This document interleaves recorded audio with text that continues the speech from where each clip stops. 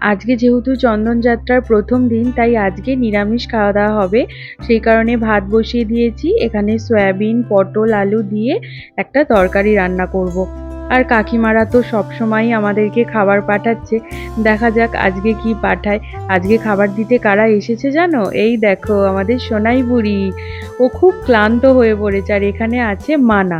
দাঁড়াও দাঁড়াও, মানা একটা নতুন জিনিস শিখেছে। দেখো, এই দেখো কি সুন্দর দেখলে। আরে সোনাই এখানে আমার পুরী থেকে কেনা ওই বাবলসটা নিয়ে আর কি ওড়াচ্ছে।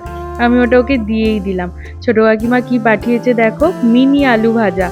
খুব সুন্দর, নর্থ বেঙ্গল থেকে এনেছিল, কাকিমারা ঘুরতে গিয়েছিল সেখান থেকে। যাকগে, ওরা বাড়ি চলে গেল। এবার আমি রান্নাটা কমপ্লিট করে নিই। এর আগেও এই রান্নাটা একবার করেছিলাম, তখন আমার ভাই খুব ভালো খেয়েছিল। আমার ভাইয়ের জানো তো 5 তরকারি লাগে না।